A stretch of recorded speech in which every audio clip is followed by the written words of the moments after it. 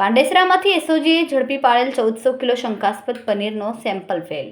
SOG દ્વારા પાંડેસરા વિસ્તારમાંથી નકલી પનીરની ફેક્ટરી ઝડપી પાડી હતી। એસઓજી દ્વારા મનપાના આરોગ્ય અધિકારી સાથે રેડ કરી હતી। એક માસ અગાઉ 1401 કિલોનો જથ્થો સીઝ કર્યો હતો। 25 દિવસ અગાઉ લેવામાં આવેલા પનીરના નમૂનાઓનો રિપોર્ટ આવ્યો ફેલ। પનીરમાં ફેટની માત્રા ઓછી હોવાનું રિપોર્ટમાં સામે આવ્યું। પનીરમાં પામ ઓઇલનું મિશ્રણ મળી આવતા રિપોર્ટ આવ્યો ફેલ। ગત 3 માર્ચના રોજ સુરત એસઓજી અને એસએમસી ફૂડ સેફ્ટી વિભાગ દ્વારા કરવામાં આવી હતી રેડ। પાંડેસરા વિસ્તારના ભીડ ભંજન સોસાયટીમાં પનીરના ગોડાઉનમાં દરોડા પાડવામાં આવ્યા। ફૂડ વિભાગની ટીમ દ્વારા 1401 કિલોગ્રામનો 3 લાખથી વધુનો પનીરનો જથ્થો કર્યો જપ્ત।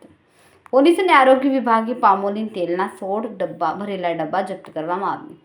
એસઓજી પોલીસ રિપોર્ટ આવવાની રાહ જોઈ રહી છે।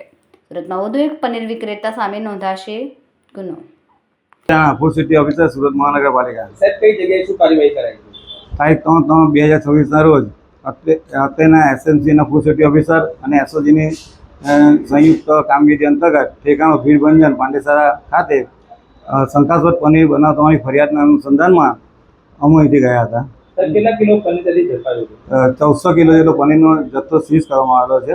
સાહેબ નમૂનો લીધા હતા અને રિપોર્ટ આવ્યો છે, શું આવ્યું છે રિપોર્ટ? જે પનીરનો નમૂનો લેવામાં આવેલો હતો તે પનીર સૌ સ્ટાન્ડર્ડ જાહેર હોય ત્યાં ફેટ, એસએનએફ અને પ્રોટીનનું પ્રમાણ જે ધરાવતું હોય એ નિયત માત્રામાં ન હોવાના કારણે સૌ સ્ટાન્ડર્ડ છે, જેથી એફએસએસઆઈ રૂલ્સ એન્ડ રેગ્યુલેશન મુજબ એની અંતર્ગત સંસ્થા અને ઇસમો વિરુદ્ધ કાર્યવાહી કરવામાં આવશે। Okay sir. ભેળસેળ કરીને પનીર બનાવીને 1400 કિલો જેટલું પનીર પકડ્યું પોલીસે અને આરોગ્યના ટીમ સાથે મળીને। એ સબસ્ટાન્ડર્ડ નમૂનો સાબિત થયો છે, એટલે કે ભેળવેળ કરેલું પનીર બનાવેલું છે। તો આ પનીર હોટલો, મોટા ફંક્શનો હોય, જમણવાર કેટરિંગવાળાના હોય એમાં યુઝ થતું હોય, અને હોટલવાળાએ પણ ત્યાં બોર્ડ મારવું પડે કે એનાલોગ પનીર અમે અહીંયા વેચીએ છીએ, જે હોટલવાળા કે કેટરિંગવાળા નથી। તો આ બાબતમાં અગાઉ પણ પરિપત્ર થઈ ચૂક્યો હતો અને પાછો અમે પરિપત્ર અમલીકરણ વધુમાં વધુ થાય એવો ડ્રાઈવ પણ અમે અભિયાન ચલાવીશું આરોગ્ય વિભાગ દ્વારા, અને લોકોએ પણ સહયોગ આપીને જાગૃતતાથી હોટલવાળા પાસે માંગવું જોઈએ કે તમે એનાલોગ પનીર આપો છો કે શુદ્ધ પનીર આપો છો।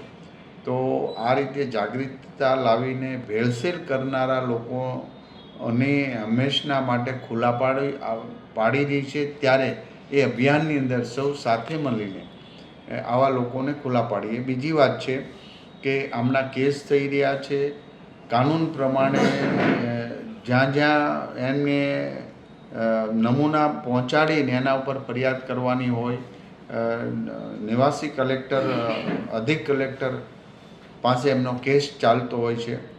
તો જે કાયદાકીય રીતે આરોગ્ય વિભાગ પગલાં તો લઈ રહ્યું છે, પણ લોકોએ પણ દરેક હોટલમાં જમતા પહેલાં કેટરિંગવાળાને બધાને સ્પષ્ટતા કરવી પડશે। એનાલોગ પનીર તમે આપો છો, યાની કે એનાલોગ પનીર એટલે કે પામ ઓઇલની અંદર મિલ્કનો પાવડર વગેરે નાખીને એસિડિક પદાર્થ નાખીને એને પનીર જેવું જ પનીર બનાવવામાં આવે છે, જેમાં પૌષ્ટિક આહાર ન હોય, શરીરને ખાવાથી એ શરીરને પોષણ આપે જ નહીં એવું પનીર હોય છે।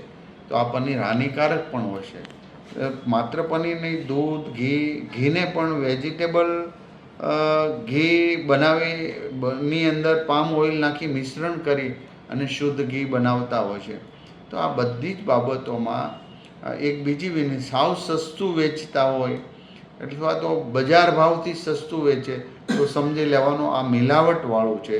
આવાને ત્યાજ્ય કરી શુદ્ધ ખાવા માટેનો આગ્રહ રાખીએ, અને જ્યાં પેલું હોય તો આરોગ્ય વિભાગને એની જાણ કરી આવા લોકો ઉપર કેસ થાય એવી મુહિમ ચાલી રહ્યું છે, એમાં આપ સૌ સહયોગ કરો।